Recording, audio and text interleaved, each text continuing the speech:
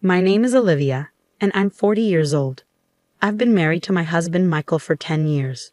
We used to work together, but now we're in different branches. Michael is responsible at work and well liked by his team. He's confident and ambitious, always wanting to look strong in front of others. I'm more quiet and don't stand out much. It surprised me when Michael, with his strong personality, showed interest in me. After dating for 2 years, he proposed to me with a big bunch of roses. I felt so loved and agreed right away. I looked forward to our future together. But then he surprised me again by saying we live with his parents. I wasn't sure about it, but he was determined.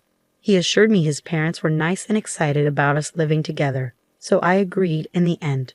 For the past 10 years, I've been living with my in-laws in my husband's house, which was not what I expected when I got married. Every morning starts with my mother-in-law's nagging about little things like cleaning the front door. Even though I make breakfast for everyone, her complaints never end. I apologize and rush to fix it while she heads off to work, leaving me feeling like a servant. Living here means waking up at 5 a.m. to cook and clean, even though my mother-in-law, who stays at home, doesn't lift a finger to help.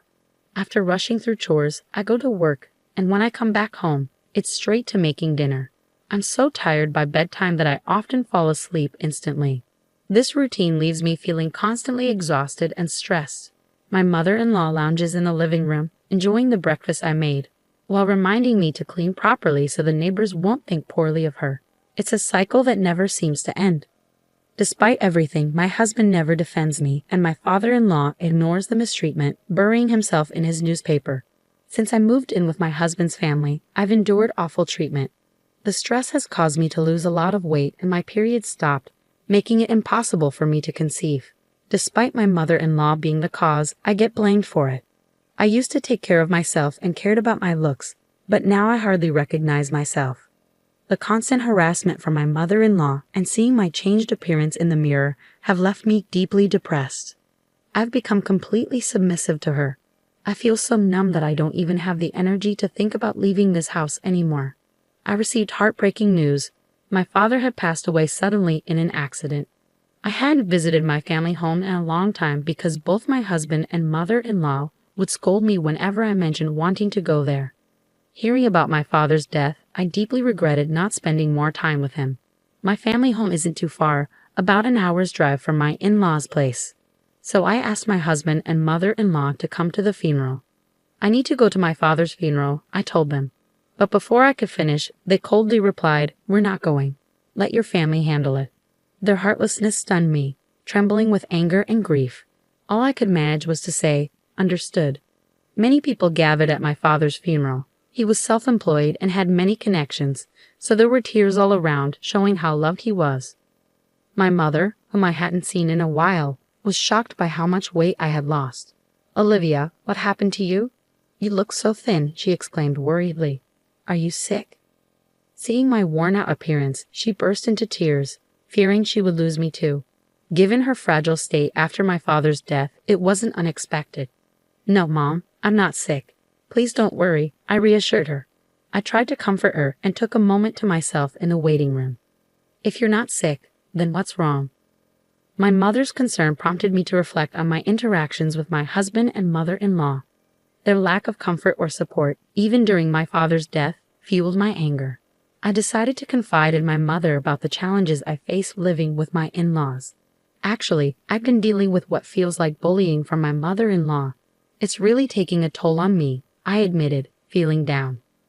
My mother's expression turned worried as she looked at me. "I'm glad you're not sick, but this news doesn't ease my mind." "Is that why you haven't been visiting me?" she asked. "Yes," I nodded, confirming her suspicion. My mother handed me a piece of paper and said, "Take a look at this for yourself. Then think carefully about what to do next." When I looked at the paper, I realized it was my father's will. He was always meticulous, so he had prepared one just in case. The will mentioned inheritance. It says I inherit $2 million. I murmured in shock at the large sum. Suddenly, I felt a glimmer of hope. With this, I could build my own house and leave my in-laws' place right away, I thought excitedly. Thanks to the inheritance from my father, things started looking up for me. Back at my in-laws' place, I continued with the household chores as usual, but on days when I had plans, the house tended to get messier since there was no one else to clean up. As I quietly went about my tasks, my mind kept drifting to the $2 million I had inherited. Despite my strained relationship with my mother-in-law, I still wanted to stay with my husband, Michael. So one night after his parents had gone to bed and it was just the two of us, I decided to have an honest conversation about the inheritance and leaving the in-laws' home. There's something I want to talk about, I began, trying to break the silence. Michael looked at me expectantly, waiting for me to continue. Yeah, about my father. Actually, I've come into an inheritance, I said. Of how much? Michael asked. Well, it's $2 million, I replied. Michael's face lit up with excitement. He left you that much. That's generous. But about how to use this money, he trailed off, indicating he wanted to discuss our options. I was about to bring up the main topic, feeling relieved that Michael seemed to be in a good mood. But before I could speak, he suggested something outrageous. We need to transfer that money to my mom's bank account right away, he said. I couldn't believe what I was hearing. It was so absurd that I thought he must be joking. No, why would we do that? The inheritance is mine, so it wouldn't be right to give it to your mom. I laughed, hoping he was just teasing. Michael slammed the table in anger. What are you talking about? A wife's money belongs to her mother-in-law. His words were so absurd that I couldn't believe he was serious. His expression was stern, and it sent a chill down my spine. I'm sorry, but I don't understand what you're saying. All I wanted to do was suggest building a house for us to live together. I tried to explain, but Michael wouldn't let me speak. He insisted on claiming my inheritance for his mother. That night, I couldn't sleep well because of the shock. The next morning, while I was making breakfast, both Michael and my mother-in-law approached me with angry expressions. Olivia, I heard about it. You inherited $2 million, and you said you won't give it to me. Who do you think you are? My mother-in-law exclaimed, adding to my distress. My mother-in-law had already heard of the inheritance from Michael. But I'm the one who inherited it, I protested. Stop arguing and transfer it to my parents' account now. A daughter-in-law's money is our money. Their determination to claim the inheritance by any means was clear. No matter how much I resisted, they continued to blame me. Realizing my resistance was futile, I fell silent. That's when Michael showed me a piece of paper.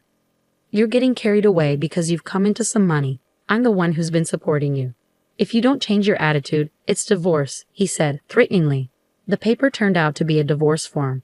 I've already signed it. Take this and go back to your parents' house. If you apologize properly, I might reconsider the divorce, Michael said, his tone firm. As I received the divorce form with Michael's part fully filled in, memories flooded my mind. I realized that I had never received any financial support in this house.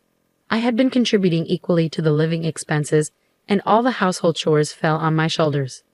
Despite my efforts, they had always treated me poorly. Now they were even attempting to take my father's money. Feeling pressure to give up my father's inheritance if I stayed, being told to leave actually felt like an opportunity. Holding the divorce papers, I realized that the decision about my future was mine to make. I vowed to never surrender my father's legacy, and I made up my mind. After finishing work that day, I returned home. I'm home, welcome back. My mother greeted me with a warm smile. Despite my exhaustion, a home-cooked meal awaited me on the table. It had been so long since I had eaten a meal made by someone else. With each bite of the delicious food, tears of gratitude welled up in my eyes. Did you tell your husband about the inheritance? My mother asked. Yes, and it caused quite a stir, I replied, recounting everything my husband and mother-in-law had said to me. My mother was speechless at the shocking revelation. The inheritance belongs to you, and only you should decide your future. She comforted me gently as I cried. After being cared for at my parents' home for a week, I made the decision to return to my in-laws' house. Well, I'm heading back now. Take care, I said confidently, no longer afraid to face the challenges there. With a renewed sense of strength, I went back to my in-laws' house. Finally back, huh? Have you reflected on your behavior? As soon as I returned to my in-laws' house, my husband and mother-in-law confronted me with stern expressions and crossed arms. Yes, I apologize. Please allow me to stay in this house again. I offered a shallow apology. My mother-in-law's face lit up with anticipation. Well then, hand over the inheritance quickly, she demanded. Actually, the inheritance process is taking longer than expected. I haven't received it yet. It's a complex procedure, so it might take another 6 months or so, I explained. 6 months? That long? My mother-in-law's disappointment was evident. Well, fine, she reluctantly accepted. Both my mother-in-law and husband appeared satisfied, thinking their plan was still on track. I obediently handed over the inheritance as they demanded. However, they kept nagging about me spending a week at my parents' house. You're neglecting your duties as a wife. The house is a mess. Clean it up quickly, they insisted. Despite the incredibly messy and unhygienic conditions at my in-laws' house, it was almost impressive how quickly they could make such a mess in just a week. I understood their demands. In the past, I would have been deeply upset to see the house in such a state, but now, I didn't care. No matter how much my mother-in-law bullied me or how hard the housework was, it didn't bother me anymore. I simply did as my mother-in-law ordered without letting it affect me. It's my mother-in-law's birthday, so I'll be leaving. Make sure to keep the house clean, my mother-in-law announced, as she always went on a trip for her birthday. Naturally, I wasn't invited. By the way, have you received the inheritance yet? It's supposed to come in today, my husband asked. How convenient. That $2 million can be a birthday present for Mom.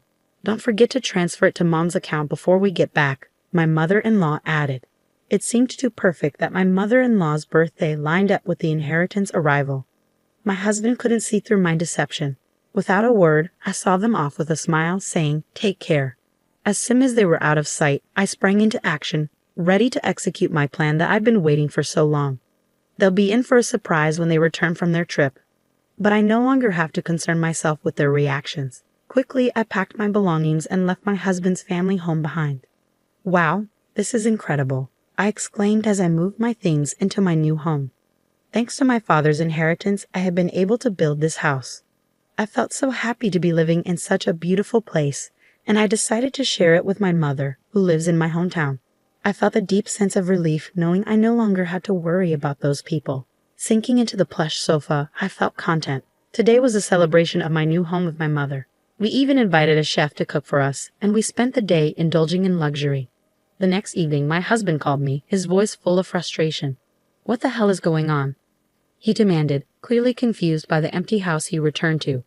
I won't be coming back there. Goodbye, I said firmly, trying to end the conversation without further discussion. But my mother-in-law's angry voice came through the phone. What are you doing? Where are you now? She demanded to know. I can't tell you that. You asked me to clean the house, so I packed up my belongings, I replied calmly. That's not a funny joke. Plus, you didn't transfer the inheritance. How many times do I have to tell you that the daughter-in-law's money is mine? She shouted. Huh, I'm single, you know, I retorted. Suddenly, my yelling mother-in-law fell silent. Single? She echoed. Well, I'm a divorcee. I was handed a divorce paper, so I submitted it. I'm a stranger to you now. Goodbye, I said, ending the call abruptly. I couldn't help but laugh, picturing my mother-in-law's stunned face on the other end of the line. I felt a huge sense of relief to be free from that family.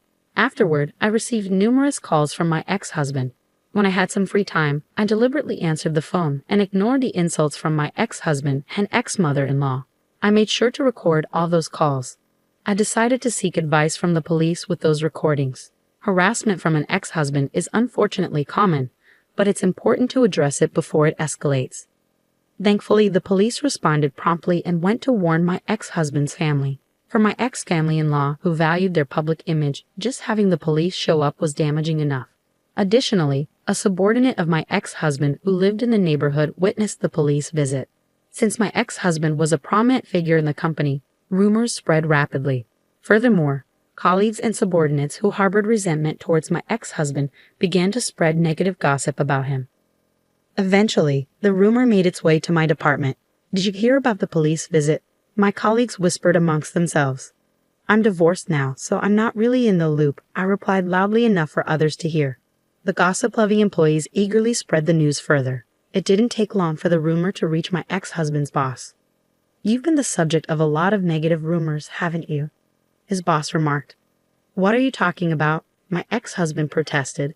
I can't tolerate men who don't appreciate their wives. Furthermore, with these damaging rumors circulating, it will tarnish our company's reputation. Therefore, I've decided to transfer you, his boss declared. The transfer order issued to my ex-husband was severe. Wait, this place is, my ex-husband began, realizing it was a branch office in the least productive region. There's no entertainment around whatsoever. It's like being on a deserted island. Do you understand what this means? His boss continued. Everything my ex-husband had worked for up to that point crumbled, and there was no hope of advancement in the future. Unable to decline the transfer order, my ex-husband had no choice but to relocate to this rural area. As for my ex-mother-in-law, she was likely shocked by her son's tarnished reputation and the fact that she could no longer live with him. This led her to become reclusive and ultimately develop depression. There were also concerns about dementia, as she frequently caused disturbances at home. My ex-father-in-law now finds himself in the difficult position of caring for his drastically changed wife. Even without blood ties, a daughter-in-law is still a valuable family member, he often remarked. The challenges faced by my former in-laws could be seen as karma for the harassment they inflicted on me.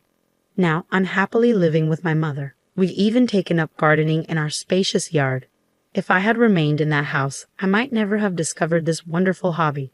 Embracing this hobby has revitalized me. My body, once worn down by stress, is now healthy again. I'm grateful to have severed ties with my former in-laws and found true happiness.